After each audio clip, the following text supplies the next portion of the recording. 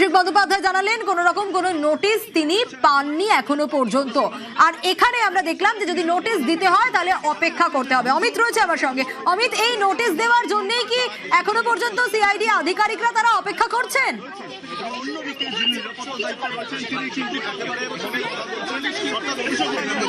অমিত, শুনতে পাচ্ছ?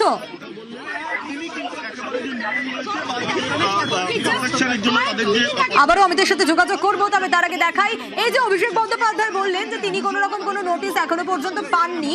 এদিকে আমরা দেখছি কালীঘাট রোডে যে বাড়ি সেখানে সিআইডি আধিকারিকরা অপেক্ষা করছেন এবং এক ব্যক্তি তিনি বেরিয়ে এসে বললেন যে অপেক্ষা করতে হবে। অভিষেক বন্দ্যোপাধ্যায় বলেছেন যদি তাকে দিতে হয়, অর্থাৎ নোটিশ যদি ধরাতে হয়, তাহলে অভিষেক বন্দ্যোপাধ্যায়ের হাতে আগে স্টাফ, কিন্তু এবার সিআইডি আধিকারিকরা বলছেন যে স্টাফের হাতে নোটিশ দেওয়া হবে না।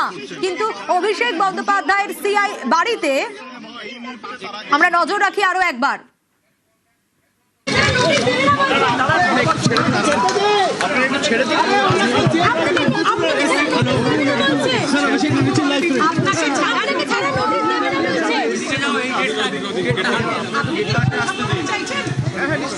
আপনাকে ছাড়া নোটিশ দেবে না বলছে।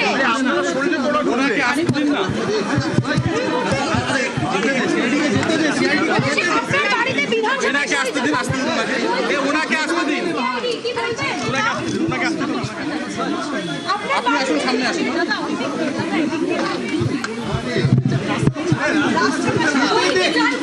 প্লিজ ওনাকে আসুন, সামনে আসুন।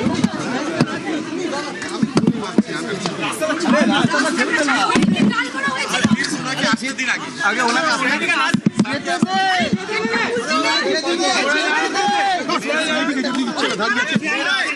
যেতে দেন।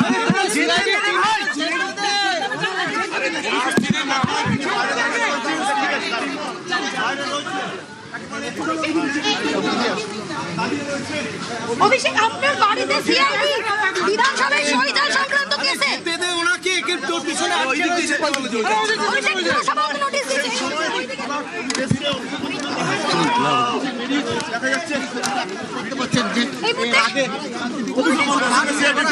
কথা বলছেন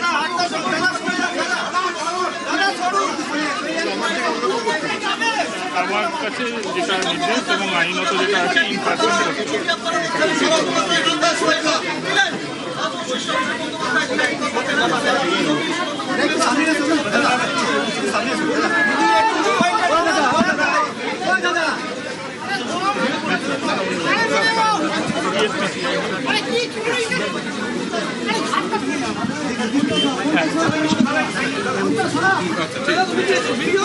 একটা রিসিভিং কপি আপনাকে দিতে হবে। হ্যাঁ, একটা আপনি পাবেন।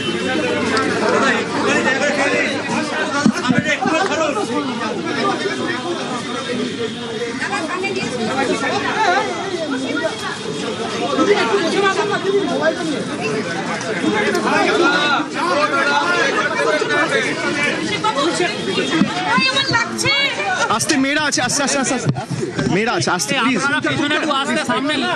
আরে একটু পেতে দিয়ে আসুন না আপনারা, তাহলে একটু দেখতে না না ঠিক আছে, এক সেকেন্ড, ধাক্কা কি বলুন, বলুন আপনাদের কি প্রশ্ন আছে?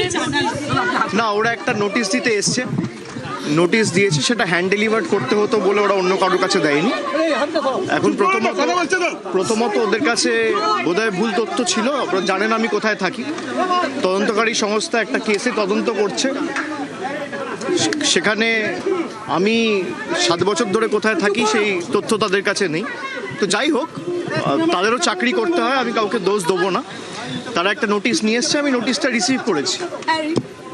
রিসিভ করেছি এবং পরবর্তীকালে আমি নোটিশ পড়িনি এখন, যেহেতু ওরা অনেকক্ষণ ধরে অপেক্ষা করছে, আমি রিসিভ করে ছেড়ে দিয়েছি এবং তার যা উপযুক্ত ব্যবস্থা আমি আমার আইনজীবীর সাথে কথা বলবো এবং আমাকে যদি কোথাও কোনো সহযোগিতায় দরকার পড়ে যদি ডাকে আমি যাব। আপনাদের কোনো প্রশ্ন আছে?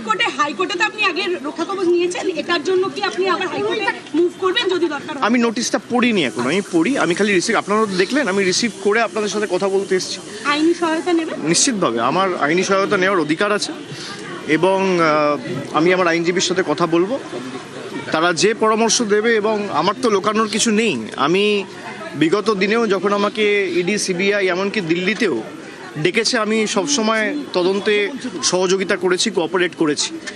এখানেও আমাকে যখন ডেকেছে নবজোয়ারের সময় আমার পদযাত্রা আটকে, কর্মসূচি আটকে, একবার সিবিআই ডেকে পাঠিয়েছে, একবার ইডি ডেকে পাঠিয়েছে, আমি গেছি। আমি সব মিলিয়ে কিছু না হলেও প্রায় 10 থেকে 12 বার দিল্লি কলকাতা মিলিয়ে এদের কাছে অ্যাপিয়ার করেছি। আমি তো কোথাও পালিয়ে যাইনি। আজকেই আপনার ঘোষণা বিভিন্ন জায়গায় আপনি যাওয়ার কথা, সেখানে আজকেই এই সিআইডি কি বলবেন? না, সে তো রাজনৈতিক, এগুলো নিজেদের স্বার্থ রয়েছে, সে কারণে অপব্যবহার, ক্ষমতার অপব্যবহার যদি কেউ করে ক্ষমতায় বেশি দিন তারা টেকে না। আপনি কি কর্মসূচিতে যাবেন? আমি নিশ্চিতভাবে যাব। আমার পূর্ব ঘোষিত কর্মসূচি রয়েছে। আমি বেলেঘাটাতেও গেছিলাম সকালে, এবং আমার বিকেলে সোনারপুরে যাওয়ার কথা রয়েছে। যদিও ওখানে ওরা একটা অশান্তি তৈরি করার চেষ্টা করছে, এবং যারা এলাকায় যারা ভিকটিম ফ্যামিলি তাদেরকেও বিভিন্নভাবে শাসানো হয়েছে। আমি বেলেঘাটাও বিশ্বজিৎ পটনায়কের পরিবারের সাথে দেখা করলাম।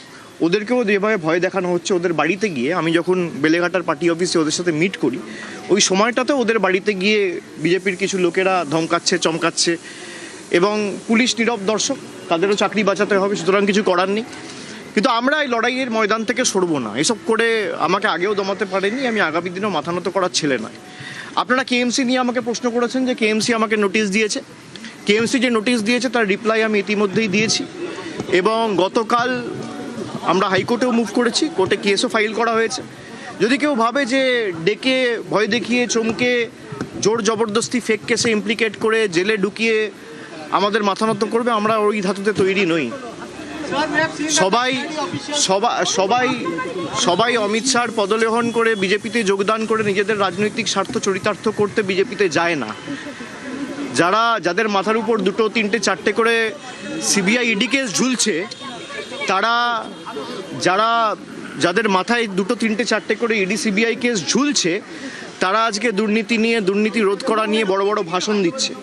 যারা তৃণমূলকে চোর বলে, বাংলায় স্বাধীনতার পর প্রফুল্ল সেন, প্রফুল্ল ঘোষ, অজয় মুখোপাধ্যায়, সিদ্ধার্থ শঙ্কর রায়, পরবর্তীকালে সিপিএম জমানায় জ্যোতি বসু, বুদ্ধ ভট্টাচার্য, পরিবর্তনের পালাবদলের পর মমতা ব্যানার্জি সহ কোনো মুখ্যমন্ত্রীকে দোকান কাটার মতো টিভির ক্যামেরার সামনে হাত বার করে টাকা নিতে দেখা যায়নি। এখন বাংলার যিনি মুখ্যমন্ত্রী, তাকে টিভির পর্দায় নির্লজ্জের মতো দোকান কাটার মতো হাত বাড়িয়ে টাকা নিতে, ঘুষ নিতে দেখা গেছে। এটা আমাদের চোর বলে? মানুষ বোকা নয়। যারা লুটপাট করে ক্ষমতায় এসছে, যেভাবে রাষ্ট্রশক্তিকে ব্যবহার করে অনৈতিকভাবে ক্ষমতায় এসছে, এর বিচার মানুষ আগামী দিন করবে, এই বিশ্বাস আমার জনগণের উপর এবং গণতন্ত্রের উপর আছে। তখন তো উনি তৃণমূলে ছিলেন, এটা উনি দাবি করেন যে তখন উনি তৃণমূলে ছিলেন যখন টাকা নিতে দেখা গিয়েছে। হ্যাঁ, তো ছিলেন, কিন্তু তৃণমূল কি নিতে বলেছে? তাহলে যখন তৃণমূলে ছিলেন তখন এই কথাটা বললেন না কেন? তৃণমূল কি তাকে টাকা নিতে বলেছে? তাহলে তিনি পার্টি অফিসে বসে নিতেন, তা তো নেননি। যখন তাকে ইডি সিবিআই ডেকেছিল 2018, উনি যখন নারদ কাণ্ডের তদন্ত চলছিল, তখন তো তিনি বলেননি। আজকে বিজেপিতে গিয়ে বলছেন কেন?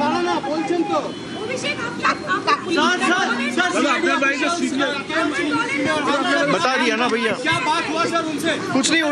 उनको एक नोटिस देना था, वो नोटिस मुझे खुद रिसीव करना था, इसलिए वेट कर रहे थे। वो दूसरा जगह गलती से चले गए थे, उनको पता नहीं है मैं कहाँ रहता हूँ। तो मैंने आप लोगों के द्वारा ये बोला कि किसी को अगर नोटिस देना है तो मैं यहाँ हूँ, वो आ जाए और নোটিশ দে।